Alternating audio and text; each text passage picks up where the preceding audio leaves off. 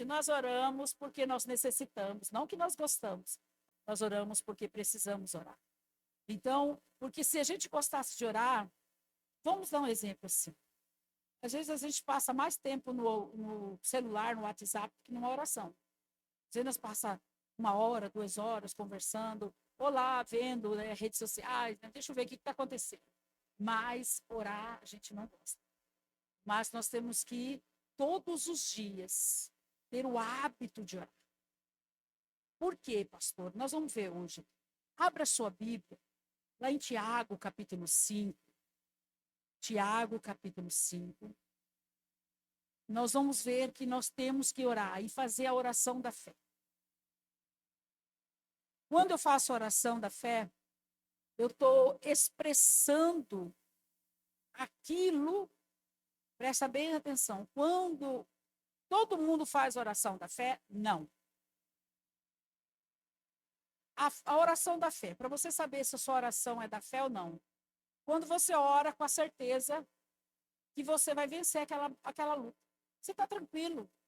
Você fala, meu Deus, a pessoa fala, mas como você está tão tranquilo? Não, eu tenho certeza da minha vitória, certeza da minha vitória. Então você ora o quê? Já na confiança.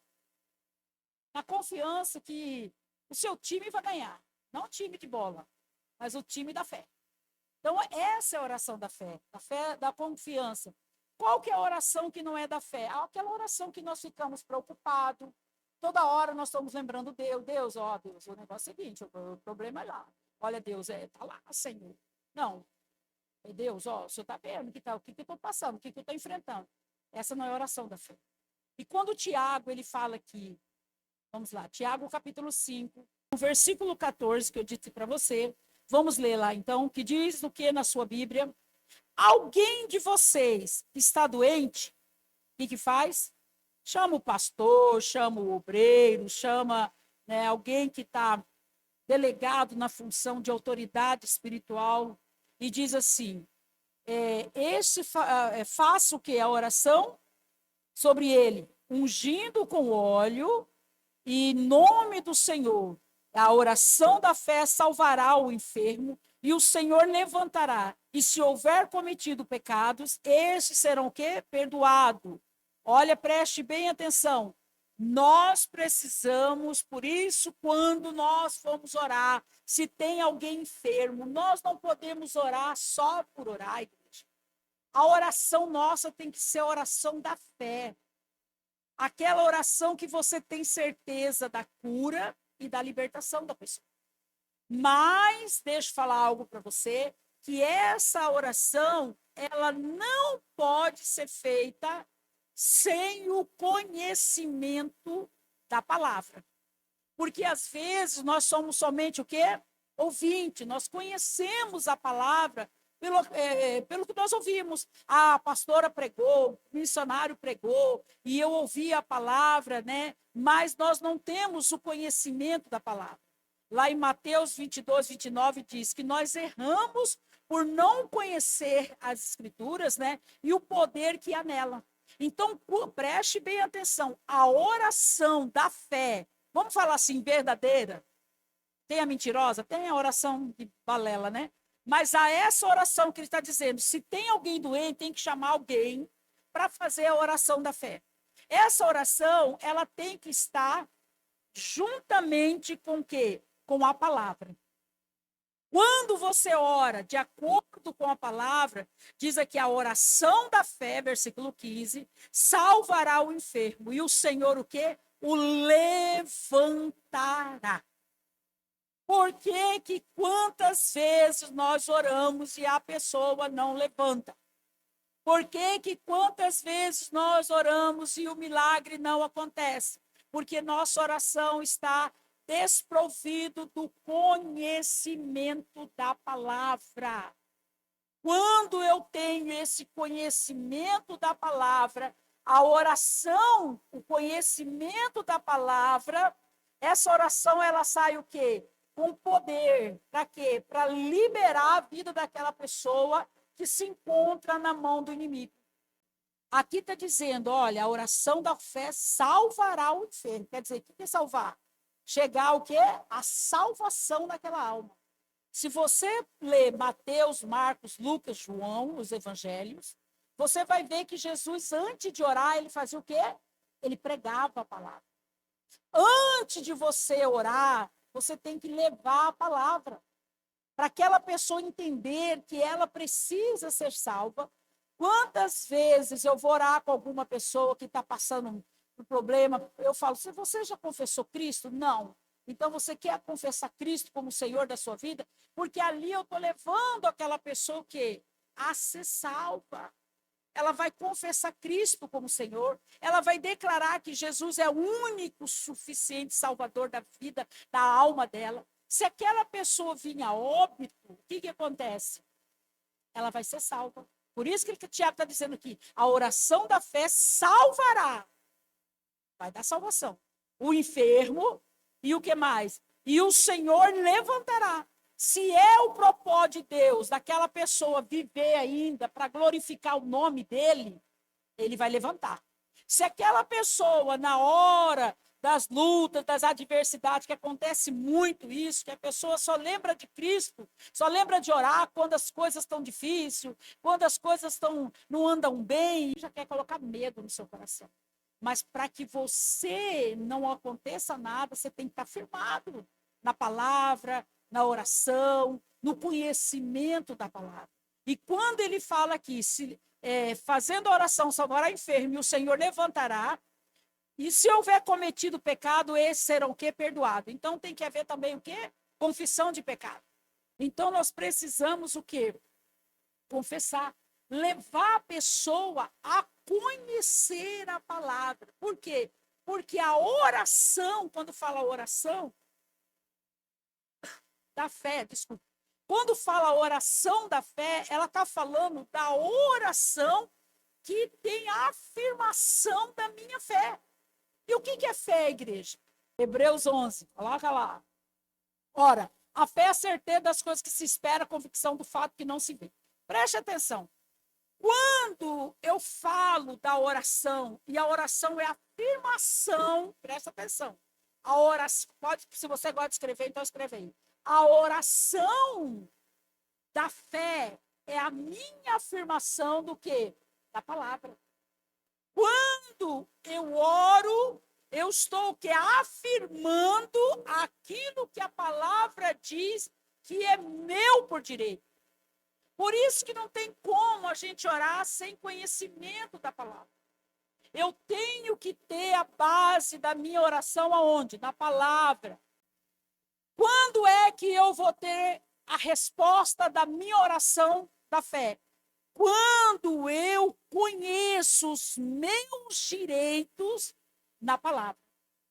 Aquilo que a Bíblia diz. Por exemplo, o que diz Isaías 53? Quando fala lá que o Senhor já levou sobre si as nossas dores e as nossas enfermidades. Então, eu já sei que o meu corpo tem que ficar o quê? Curado. Mas então eu vou só orar e ele vai ficar curado? Não, às vezes você vai ser curado instantâneo e às vezes você vai ter que batalhar. Preste atenção. Olha aqui para mim. A mesma fé que você recebe a cura de uma dor de cabeça não é a mesma fé da cura de um câncer. Eu me lembro de uma esposa de um pastor que ela falou para mim e eu não tinha entendido, eu não entendia, porque foi assim que recém eu tinha chegado na igreja da graça. Ela teve um problema, ela cantava na igreja sem microfone e ela adquiriu um calo na garganta. E esse calo da garganta é somente com cirurgia. Não, somente com milagre, porque se cirurgia fizer é perigoso até prejudicar. Então ela disse assim para mim, na época, eu não alcancei a cura ainda. Eu não entendi. A minha fé não alcançou a cura. Vocês estão entendendo o que eu quero dizer para vocês? Quem está entendendo, diga amém. Vocês estão entendendo? A minha fé, quando ela falou para mim, a minha fé não alcançou a cura, eu fiquei, mas como assim? Porque eu entendia que quando eu chegasse na igreja, eu ouvisse a palavra, já tinha fé para tudo, tanto fé para remover montanha, como fé para virar um carro de cabeça para baixo, como para carregar um monte na mão. Não! A fé, ela requer de nós o quê? um crescimento todos os dias no conhecimento da palavra. Por isso que você vê pessoas dentro da igreja que não têm o hábito de ler Bíblia, não tem o hábito de dar ouvido à palavra. Está lá em Romanos 10:17, que a fé vem pelo ouvir e ouvir a palavra. Ouvir não é só escutar, não, é meditar na palavra, é conhecer a palavra, é ler a palavra, é estudar a palavra. Não é só você vir na igreja, escutar e pronto, a Bíblia fechou, vai para casa, amanhã eu acordo cedo, vou para a academia, faço minha malhação e chego em casa, faço comida, limpo casa e no domingo eu pego a Bíblia para voltar de novo para o culto e está tudo bem. Não. É quando você começa uma jornada do conhecimento da palavra. Igreja, tem muitas pessoas que não andam por fé. Você vê pela cara da pessoa quando ela está passando por luta, ela está de cara amarrada, está de cara chateada, está de cara emburrada. Às vezes você vê pessoa que você não pode falar nada para ela, já tá bravo, já está zangado, já quero sair da obra, já quero desistir de tudo. Agora, que cristão é esse, gente? Cristão que não tem maturidade na palavra, no conhecimento. Maturidade, eu estou sempre dizendo que não é tempo de igreja. Maturidade é quando eu conheço a palavra do Senhor. Então, a oração é o quê? Da fé. Afirmação. É a certeza que aquilo que Jesus conquistou para mim é meu por direito. Coloca aí Mateus capítulo 21, no versículo 22. Vamos lá. Mateus 21, 22. Diz o quê? Vamos lá. Olha lá. Tudo o que pedirem em oração. Pronto, tá bom, né? Tá bom? Tá bom, igreja? Se fosse assim, era muito fácil. Era muito fácil. A gente ia pedir, igual criança, quando pede pro pai. Me dá. E o pai vai lá e dá. Seria fácil se só fosse até ali em oração. Tudo o que pedirem em oração. Agora veio o quê? A fé. Vamos lá. Olha, presta atenção. Tudo que você pedir em oração. Até aí, tá bom? Não. Porque pedir, todo mundo pede. Agora, o segundo passo, vamos dizer assim, que é o mais difícil, que é o quê? Crendo. O que é crendo, igreja? Fé. O que é crendo? Fé. E o que é a fé? A fé é a certeza, quando eu oro, eu tenho a certeza que aquilo que eu estou orando, pedindo ao Senhor, eu vou receber. É a cura, é a libertação, é a restauração, é uma porta de emprego, é algo que Deus prometeu na sua palavra e é meu por direito, sim. Então, ali eu estou fazendo o quê? A oração da fé. Ele está dizendo, olha, se você pedir em oração, aí ele diz, crendo, vocês o quê? Receberão. Muito de nós, lá na primeira parte, pedimos, mas nós não cremos. Porque o crer, igreja, exige de nós o quê? Conhecimento da palavra. Exige de nós o quê? A revelação da palavra, como diz lá em Efésios capítulo 1, versículo 17, deixa lá, Efésios 1, 17, que fala o quê? Que nós temos que pedir para Deus, Efésios 1, 17, vamos lá, e fala para Deus trazer iluminar os olhos do nosso coração. Nosso Senhor Jesus Cristo, Pai da glória, que conceda você o espírito de sabedoria, de revelação. Isso mesmo, glória a Deus. Diz o quê? Peço ao Deus, nosso Senhor, Jesus Cristo, Pai da glória, que conceda a você o espírito de sabedoria e de revelação no pleno conhecimento dele. Então, quando é que eu creio? Quando é que eu faço oração crendo? Quando eu tenho os olhos do meu coração iluminado pela palavra. Quando, olha aqui, presta atenção. Quando você senta, às vezes, na igreja, e aí você entende a palavra, você fala, poxa, eu não tinha parado para pensar que era dessa forma. O que ali surgiu?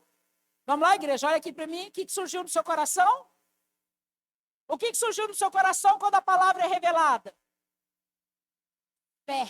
É só orar? Não, você tem que crer. E para você crer, você precisa conhecer. Para você crer, você precisa ter os olhos do seu coração, como ele diz aqui, vamos lá. Peço ao Deus do nosso Senhor Jesus Cristo, o Pai da glória, que conceda o vosso espírito de sabedoria e de revelação no pleno conhecimento dele. Versículo 18.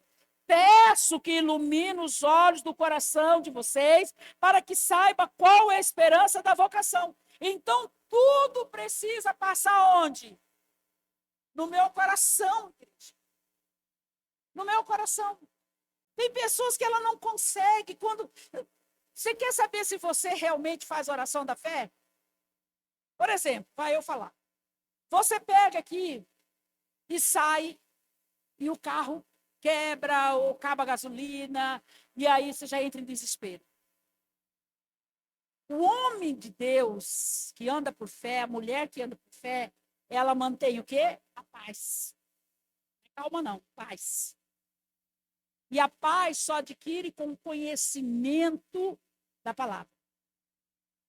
Quando a palavra é revelada no nosso coração. Aí que é quando a Bíblia diz que a paz que excede todo entendimento. Então, o que acontece? Quando eu tenho a palavra revelada no meu coração, o que acontece? Eu tenho a certeza de quando eu orar, eu me apresentar diante do Senhor, eu tenho que a resposta da minha oração. Tem gente que a gente acaba de orar, manda o demônio embora, sai daqui, espírito maligno, em nome de Jesus, tal. Aí às vezes, no atendimento, fala, pastora, mais. Ai, gente, eu não gosto desse mais. Mais, pastora, que mais? Que mais? Que mais? Mais é a palavra, mais é revelação. Mais é o que o Senhor diz do que é dele, que ele já falou e pronto, acabou. Se você conhece a palavra, se você tem a palavra, se você já sabe o seu direito, o que você vai fazer? Você vai permanecer firme. Você não vai retroceder diante das adversidades. Pastora, mas eu nunca passei por isso. Então, louve a Deus, porque Deus não vai te dar algo sem antes ele te capacitar. O problema é que você fica só olhando para o vento forte, soprando para um lado, para o outro, e vento vai, vento vem, vento vai, vento vem, e você fica dizendo, e agora, Senhor, o que eu vou fazer? Senhor, me socorre, me ajuda. Não, meu irmão, Senhor, eu creio, porque o Senhor não é homem para que minta, e aquilo que o Senhor falou há de acontecer na minha vida. Eu preciso adquirir um conhecimento para que eu possa viver aquilo que Deus já declarou que é meu por direito. Vamos lá, Mateus 21, 18. Pastora, é difícil. Não é fácil, mas não é impossível. Nós temos que aprender isso. Eu me lembro, quando eu li, Deus me revelou aquela palavra quando Jesus mandou Pedro jogar rede. Ele falou sobre a tua palavra, porque ele entendeu que era pela palavra que a fé vinha, e é pela palavra que ele ia vencer. Ontem não, hoje, né, de madrugada, eram umas 3 e pouco da manhã, eu orando, e eu pedi, Deus, dá uma palavra.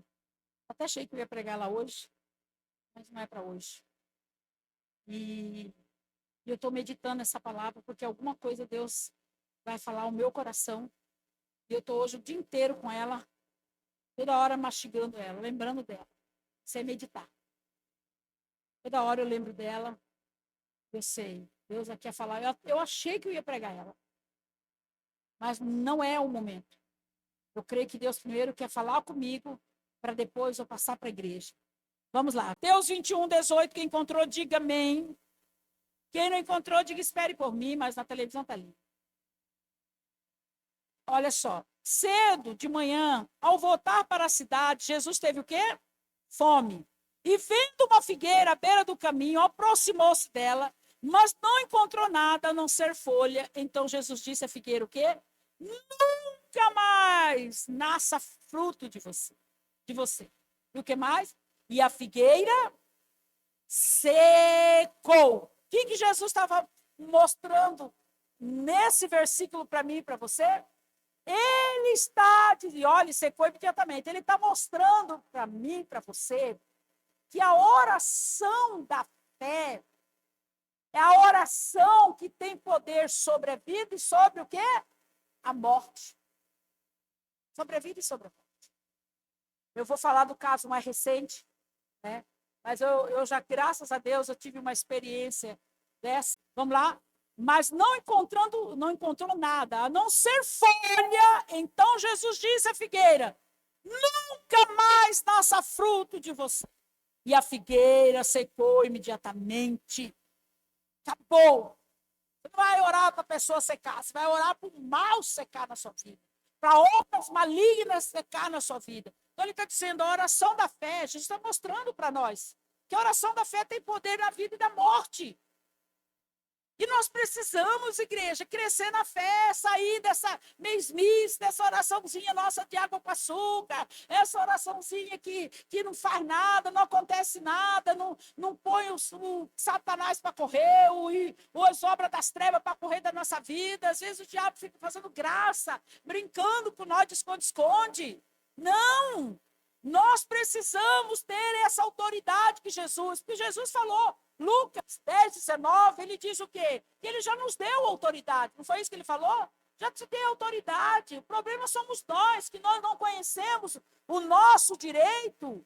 E o que acontece? O que acontece?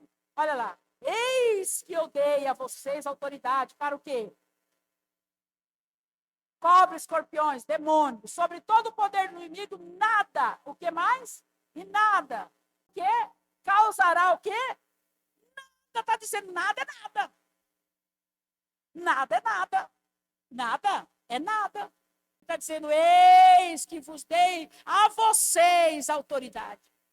Para você o quê? Quando ele fala pisares na cobra, ele está falando para você mandar o mal embora. Bater em retirada. Não foi isso que Jesus ensinou? Que ele tem poder sobre isso e que ele também nos deu esse poder? Só que o problema é que a gente fala, mas pastor, eu também não preciso de tanto isso. Não, precisamos sim, igreja. Precisamos sim, precisamos entender que quando nós oramos com fé, não existe obras malignas que vai prevalecer sobre a nossa vida. E quando eu não oro com fé, o que acontece? Eu estou dizendo que o inimigo é mais poderoso do que eu.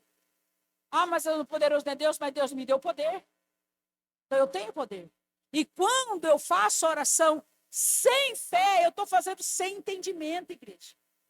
E é isso que está acontecendo dentro das igrejas. Jesus amaldiçoou essa figueira, eu te amaldiçoo.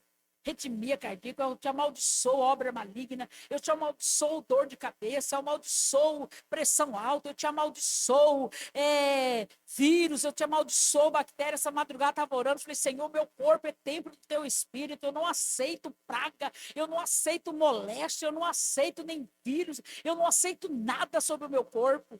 É dessa forma que a gente tem que orar. Mas aqui que a gente ora, eu acho que eu estou ficando doente. Salmo 66, para a gente já orar. Em nome de Jesus, versículo 19. Clama-me, responder-te-ei, anunciar-te-ei coisas grandes e firmes que você ainda não conhece.